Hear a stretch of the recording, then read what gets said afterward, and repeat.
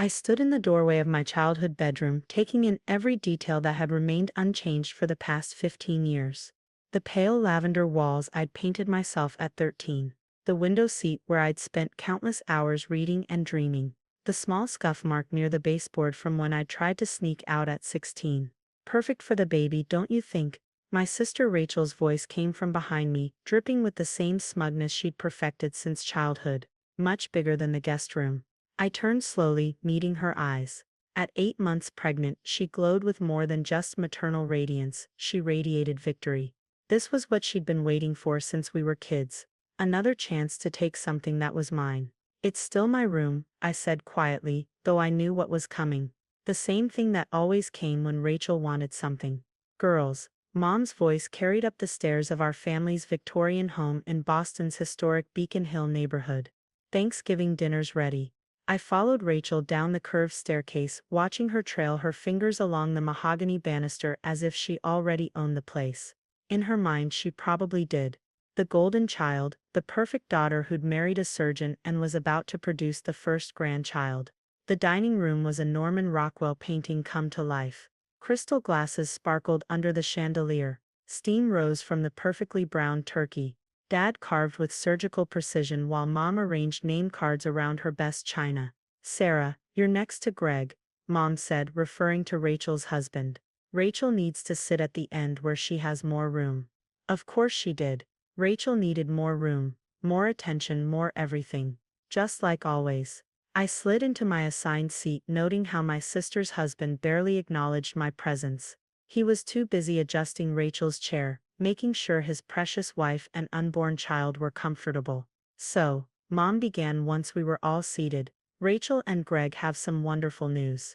I reached for my wine glass, already knowing what was coming. This was why I'd been summoned home from my apartment in New York, where I'd built a life carefully distanced from family dynamics. We're moving back to Boston, Rachel announced, beaming. Greg's been offered a position at Massachusetts General, and we want the baby to grow up near family. That's wonderful, sweetheart, Dad said, serving her an extra helping of sweet potatoes. Where will you live while you're house hunting? Here it comes, I thought, taking a long sip of Cabernet. Well, Mom jumped in, your father and I have been thinking. Sarah, you're never here anymore.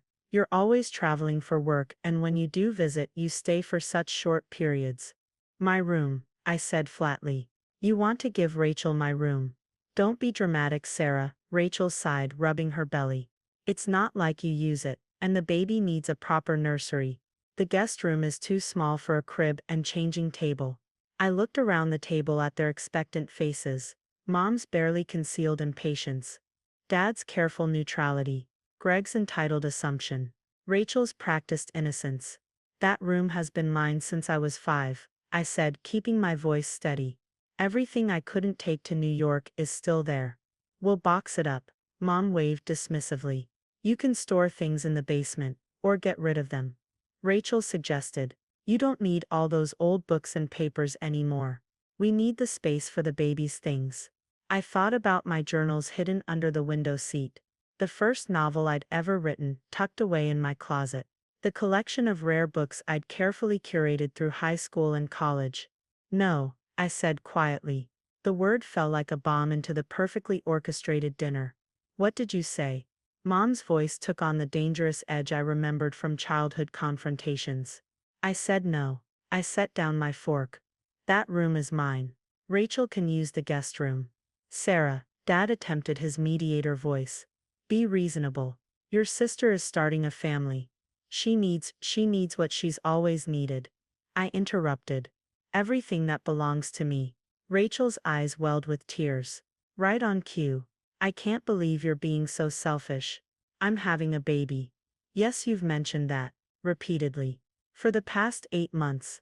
Sarah, Mom's tone could have frozen the Atlantic. Apologize to your sister right now. I looked at Rachel, who was now crying softly while Greg patted her hand. The same performance she'd perfected when we were kids, tears on demand whenever she wanted something I had. Remember my art supplies? I asked, ignoring Mom's command. The ones I saved up for 6 months to buy. Rachel cried until you gave them to her. She used them once, then threw them away. That was 20 years ago, Mom protested. My college acceptance party. The one you canceled because Rachel was too upset about not getting into her first choice school. Ancient history, Dad muttered. My graduation money. The car I inherited from Grandma. The internship Dad arranged that mysteriously went to Rachel instead. And now my room. Rachel sniffled dramatically. The baby needs a room. Fine, but not mine. Mom slammed her hand on the table, making the crystal water glasses jump. Enough. This isn't a discussion. Your sister is moving back home, and she needs that room. You're almost 30, Sarah. Stop acting like a child and think about someone else for once. I stood slowly, placing my napkin beside my barely touched plate. You're right.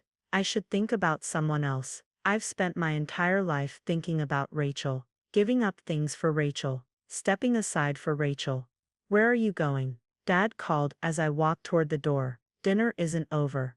Yes, it is. I paused in the doorway. And so is this pattern. What's that supposed to mean? Mom demanded. I turned back to face them, taking in the familiar tableau. The perfect family portrait with me as the perpetual outsider. It means I'm done. Rachel can have the room.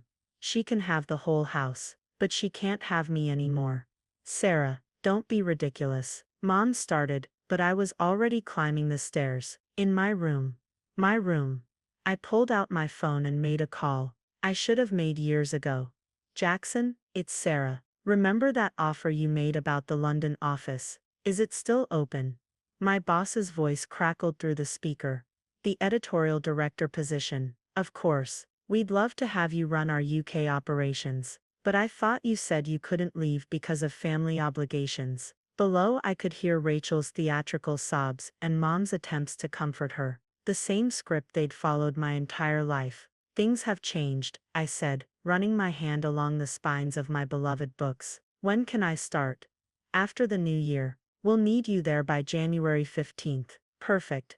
I ended the call and began pulling books from the shelves. Footsteps on the stairs. Mom appeared in the doorway.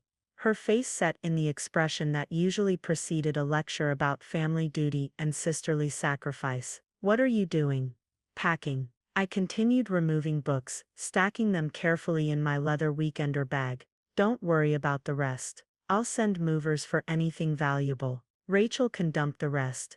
Stop being childish. We need to discuss this as a family. I laughed, the sound sharp and unfamiliar. We've never discussed anything as a family. You and Rachel decide what you want, and everyone else falls in line. That's not true. Really.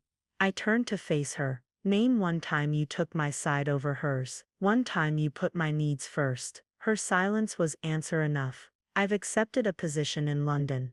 I said, zipping my bag. I'm leaving in January. London? She staggered slightly. But what about holidays? Family dinners? The baby? Rachel can have my room. But she can't have my life anymore. I'm done letting her, and you decide what I deserve. You're being dramatic, she huffed. This is what families do. We make sacrifices. No, Mom, this is what I do. I sacrifice. I give in. I step aside. Not anymore. Rachel appeared behind Mom. Her tears mysteriously dried. You can't just leave. What about Christmas? The baby shower? The christening?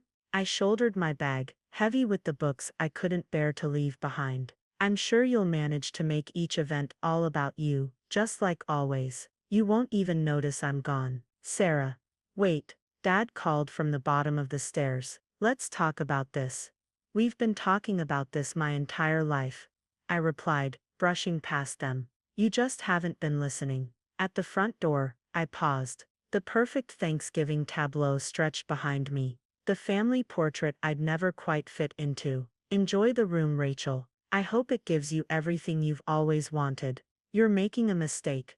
Mom called after me. Family is everything. I stepped out into the crisp November air, feeling lighter than I had in years. No, Mom, self-respect is everything. And I'm finally choosing mine. The door closed behind me, cutting off their protests. My phone buzzed with messages. Mom, Dad, Rachel.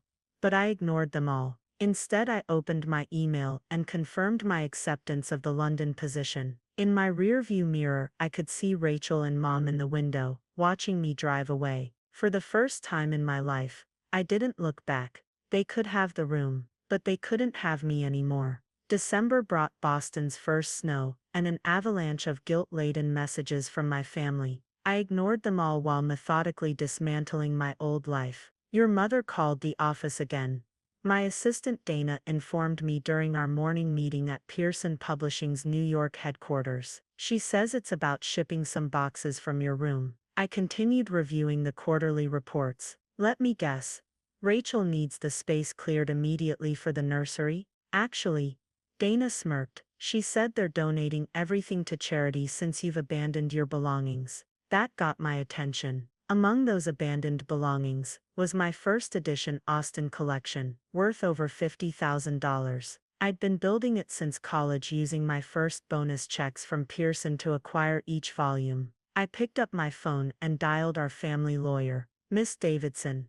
I was just about to call you Mr. Harrison's familiar voice carried decades of dealing with Boston's elite families. Your mother contacted me about disposing of some property. Those books are mine, documented with insurance and purchase receipts. If a single volume disappears, I'll press charges. Silence on the line. Then, I'll inform Mrs. Davidson immediately. An hour later, my phone lit up with Mom's name. How dare you threaten legal action against your own family? She hissed without preamble. Rachel is very upset. Her blood pressure is perfectly fine, I interrupted. And those books are worth more than Greg makes in 3 months. Touch them and I'll have them arrested for theft.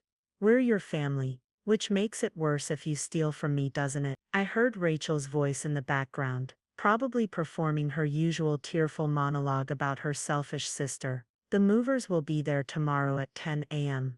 I said firmly. They have a detailed inventory. If anything's missing, the police will be my next call. You've changed, Mom accused. London hasn't even happened yet, and you're already different. No, Mom, I'm exactly who I've always been. You're just finally seeing me. The next day, while my movers cleared out my room, I met with Jackson about the London transition. The UK team is excited to have you, he said, sliding a folder across his desk. And your predecessor left detailed notes about ongoing projects. I opened the folder, then stared at the numbers. This can't be right. The salary? It's standard for our European executive positions. It's triple what I make now. Jackson leaned back, studying me. Sarah, did you never wonder why we've been trying to get you to take this role for 2 years? I thought about all the times I'd turned it down. Family obligations, Rachel's wedding, Mom's guilt trips about missing Sunday dinners. You've been undervalued here, Jackson continued. Not by choice. You kept turning down promotions that required relocation. London's getting you at your real worth. My phone buzzed. Rachel's name flashed on the screen, followed by a series of texts. Mom's crying because of you. The movers took everything. Where am I supposed to put the baby's things? Greg says you're being selfish. Family means sacrifice. That last one made me laugh out loud. Jackson raised an eyebrow. My sister, I explained, giving me lessons about sacrifice. The pregnant one who's taking your room. The one who's taken everything since we were kids. I showed him the texts. See? Family means sacrifice. Funny how that only applies to me. My phone buzzed again. A message from Dad. Your mother's heartbroken. Is this really worth destroying the family over? I thought about the room I'd loved for 25 years. The window seat where I'd written my first story. The built-in bookshelves Dad had installed for my 16th birthday, before Rachel decided she wanted built-ins too. And mine became the practice run. Yes, I typed back. It is. The weeks before Christmas passed in a blur of preparation. My New York apartment was packed and subleased. My London flat, a gorgeous space in Notting Hill, was secured. The shipping company had strict instructions about my books. Then came the group text I'd been dreading. Mom, Christmas dinner at 2 p.m. sharp. Sarah, please be on time for once. Rachel, I'm making the announcements about the baby's name. Dad, full family attendance required. I took a deep breath and typed, I won't be there. My flight to London leaves Christmas morning. The response was immediate and explosive. Rachel, what? Mom, absolutely not. Change it, Dad. Sarah, be reasonable. Greg, typical. Then came the phone calls. First Mom, then Dad. Then Rachel crying about traditions and family. And how could I miss her special announcement? I let them all go to voicemail. Instead, I met my closest friend Kate for dinner at our favorite Thai place in the village. They're blowing up my phone too, she informed me, passing over her mobile where I could see messages from my family. Your mom thinks I can talk sense into you. What did you tell her? That I'm helping you pack and I've never been prouder of you. Kate raised her wine glass. To my best friend who's finally choosing herself. I clinked my glass against hers, feeling a weight lift that I hadn't even known I was carrying. They think I'm having a breakdown, I told her. Mom called it a selfish phase. No, Kate corrected. You're having a breakthrough. There's a difference. Later that night, alone in my half-packed apartment, I opened my laptop and saw an email from Rachel. I was going to name the baby after you, Sarah Grace, but since you've chosen to abandon your family, I guess that's off the table. I hope whatever you're running away to in London is worth losing your only sister over. I thought about the London office's publishing portfolio. The flat overlooking a beautiful garden square. The salary that would let me build my rare book collection even faster. The freedom to live my life without constant comparisons and competitions. It is, I wrote back. And you were never going to name her Sarah. You've spent your whole life making sure you had nothing of mine. Christmas Eve brought a final attempt at emotional manipulation. Mom and Rachel showed up at my apartment unannounced. You can't spend Christmas alone, Mom declared when I opened the door. I'm not, I replied, not inviting them in.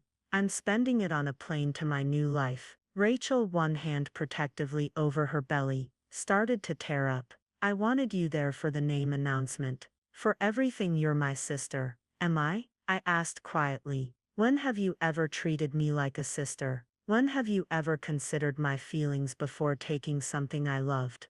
That's not fair, she protested. No, it wasn't. None of it was fair. But it's over now. Mom stepped forward. If you get on that plane tomorrow, don't expect to be welcomed back. I met her eyes steadily. I stopped expecting to be welcomed a long time ago. That's why I'm leaving. After they left, I blocked their numbers. All of them. Then I opened my carry-on and carefully packed the one book I was taking with me. My grandmother's copy of Jane Eyre, given to me secretly before she died. Don't let them dim your light, she'd whispered. Promise me. I'd broken that promise for years, letting my light shrink to make room for Rachel's spotlight, but no more. Tomorrow I would board a plane and fly toward my own future. Let them have the room, the house, the family dinners. I was choosing something better. I was choosing myself.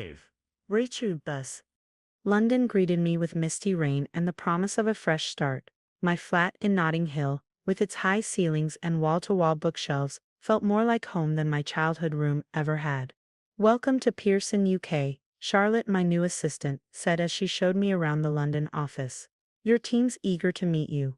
I surveyed the corner office overlooking the Thames. No family photos demanded space on my desk. No guilt lingered in the air, just possibility. Miss Davidson. Charlotte hesitated. There's one thing, your sister's been calling. Of course she had. I'd blocked their numbers, but Rachel never let something as trivial as boundaries stop her. Unless it's about business, I don't take calls from Boston. 3 months into my new life, the changes were striking. I'd lost the constant tension in my shoulders. My decisions were my own. My space was sacred. Then came the email from Kate. Heads up, Rachel had the baby. Girl, named her Victoria Grace. Your mom's been telling everyone you abandoned them before the birth. Thought you should know the narrative they're spinning. I poured a glass of wine and stood at my window watching London's lights twinkle. Victoria Grace, not Sarah Grace after all. I'd been right about that, at least. My phone buzzed with an international number I didn't recognize. Greg's office. Sarah, don't hang up. What do you want, Greg? Rachel's struggling with postpartum depression. She needs her sister. I thought about all the times I'd struggled, all the times I'd needed my sister, the times she'd taken instead of supported. She has you, and Mom, and her perfect life in my old room. That's cold, he accused. No, Greg, Cold as stealing someone's space and acting like they're selfish for objecting. Cold as manipulating family relationships for 28 years. Cold as what I left behind.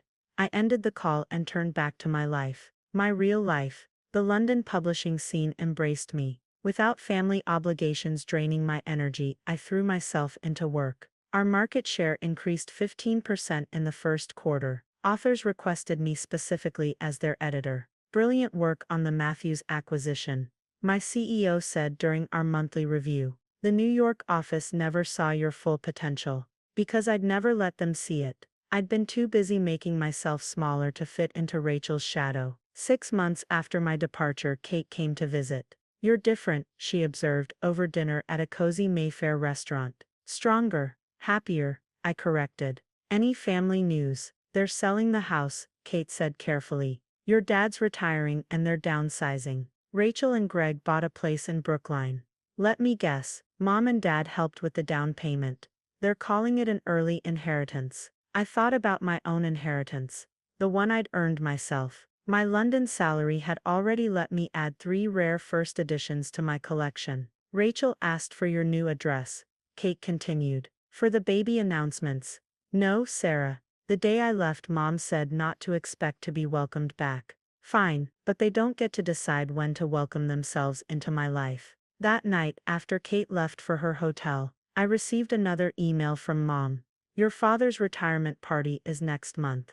As his daughter, you're expected to attend. Rachel will make a special presentation. Don't disappoint the family again. Expected. Rachel, special presentation. The same old triggers trying to pull me back into their orbit. I opened my laptop and wrote, Dear Mom, congratulations to Dad on his retirement. My absence isn't disappointment. It's self-preservation. I've sent a gift to his office. Please stop trying to contact me through work channels. My boundaries are not negotiable. Sarah, the gift I'd sent was valuable. A rare first edition of Dad's favorite book. But I wouldn't be there to watch Rachel make it about herself. A week later, an invitation arrived at my office. The Boston Literary Society cordially invites you to deliver the keynote address at our annual fundraiser. Mom was on their board. This was her latest attempt to force my return. I declined politely and accepted an invitation to speak at Oxford instead. Summer faded into autumn. My first edition collection grew. My career soared. My life expanded in ways it never could have in Boston. Then came the call I hadn't expected. Sarah, it's Aunt Helen, Mom's sister, the family rebel who'd moved to California 40 years ago. I heard what happened, she said. With the room, with everything, had to pry the truth out of your mother. Did she tell you I abandoned the family? She tried. I reminded her about my own escape. Sometimes leaving is the only way to become yourself. I sank into my office chair, suddenly missing the aunt who'd always seen me clearly. They're not bad people, I said softly. They just never saw me. No, they saw you perfectly well. They saw your strength, your independence, your potential. It scared them, especially Rachel. Why would it scare Rachel? She got everything. Because you didn't need everything. You could walk away. She never could. The words hit home in unexpected ways. I got another invitation to Dad's retirement party. I told her. They're not giving up. Of course not. You're the first person who ever broke their pattern. They don't know how to handle it. After we hung up, I stood at my office window, watching boats on the Thames. The pattern, always making room for Rachel, always sacrificing for family harmony, always shrinking to fit their expectations. An email popped up from an unknown address. Dear Aunt Sarah, I'm learning to type. Mommy says you live in London now. Do you have a castle like in Frozen? I'm Victoria, but everyone calls me Tori. Mommy cries sometimes when she looks at pictures of you. Love, Tori. Mommy helped me write this. 5 years old, Rachel's daughter was learning emotional manipulation already. I closed the email without responding.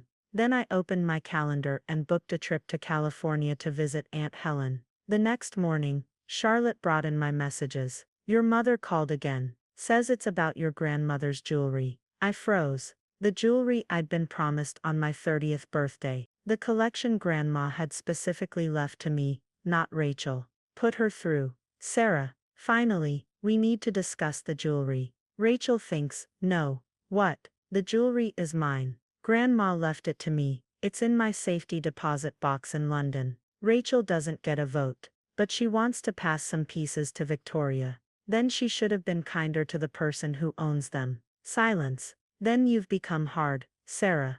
No, Mom. I've become clear. The jewelry stays with me, like Grandma wanted. That night, I opened my grandmother's copy of Jane Eyre and found the letter she'd tucked inside years ago. My dearest Sarah, when they try to dim your light, shine brighter. When they try to make you small, grow bigger. When they try to take your space, build your own castle. You are not the family failure. You are my greatest success. All my love, Grandma. I traced her words, feeling their truth more deeply than ever. A week later, Kate sent me a photo of the local society pages. Rachel at Dad's retirement party, presenting him with a cheap reprint of the book I'd sent, taking credit for my gift, just like always. But this time I didn't feel angry. I felt free. I looked around my beautiful London flat, at the shelves lined with precious books, at the life I'd built without their permission or approval. They could have the room, the parties, the family narrative. I had something better.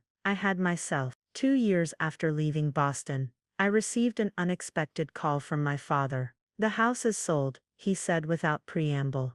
We're clearing out the last items next weekend. I glanced at my calendar, now filled with London commitments, and a life they knew nothing about. Why are you telling me this? Because he hesitated. We found some things in the attic. Your things, from before. Before Rachel, before the constant giving way. Before I became the family disappointment. What things? Your drawings. Stories you wrote as a kid. Photos from when things were different. From when you still saw me, I thought. Before Rachel became the sun, your world revolved around. Keep them, I said.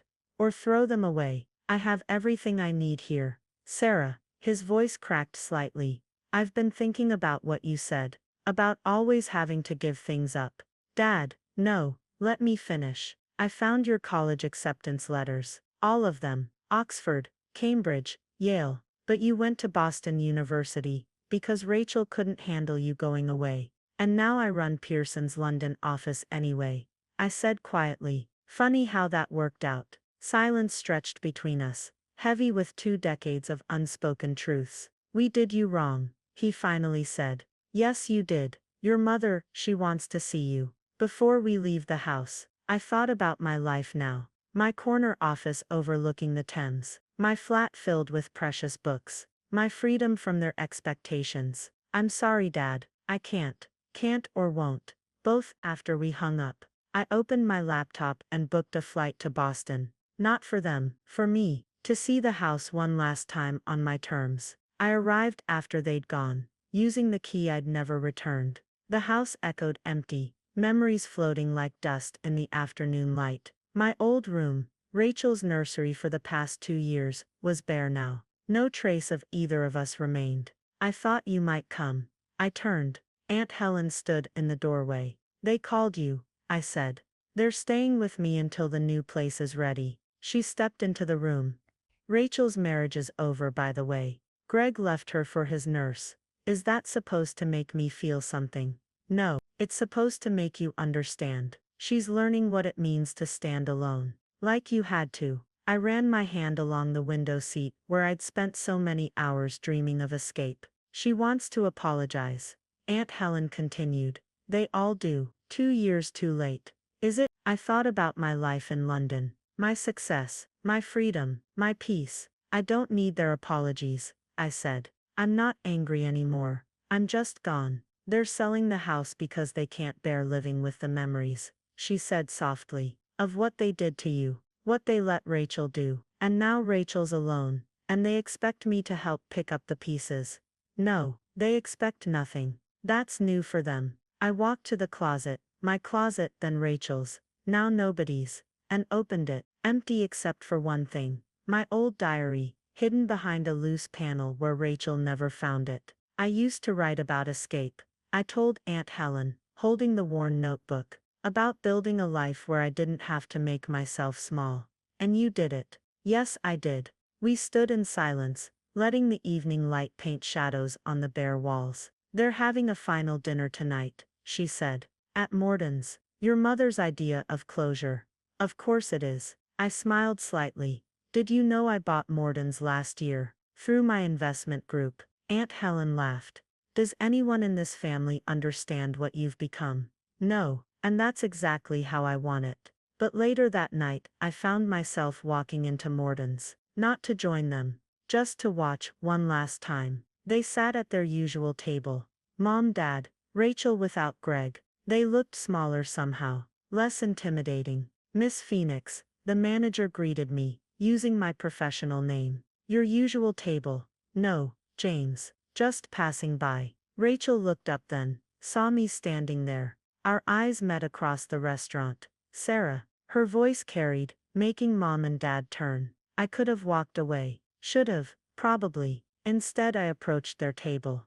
Hello Rachel. Mom, Dad. You look different. Mom said. I was different. Confident, successful, free. London agrees with me. I'm sorry, Rachel blurted out. About the room. About everything. I know. We all are, Dad added. I know that too. Mom reached for my hand. I stepped back. Will you join us? She asked. Please. I looked at their table. The scene of so many diminishments, so many surrenders. No, I said gently. I don't sit at that table anymore. Sarah, I own this restaurant now, I continued. And the building, and half the block. I don't need a seat at your table. I own all the tables. Their shocked faces would once have satisfied some deep hurt in me. Now they just confirmed how far I'd come. You, what? Rachel whispered. Goodbye, I said. Enjoy your dinner. It's on the house. I walked away, their voices fading behind me, out into the Boston night, then back to my waiting car. To the airport, I told my driver. I'm going home. My phone buzzed with messages. Mom, please come back. We can start over. Dad, we're so proud of what you've become. Rachel, I never understood until now. I turned off my phone and watched Boston's familiar streets slip away. They had their closure. I had my freedom. Sometimes the greatest victory isn't in winning the fight. It's in walking away from the battlefield entirely. 3 days later, back in my London office, I received a package. Inside was my old diary, sent by Aunt Helen, with a note. You didn't need the room. You built your own house instead. Love, the other family rebel. I placed the diary on my shelf of first editions, a different kind of rare book, chronicling the story of how I found my way. They could keep their memories of the room, the house, the family they thought they had. I had built something better. I had built myself. The end.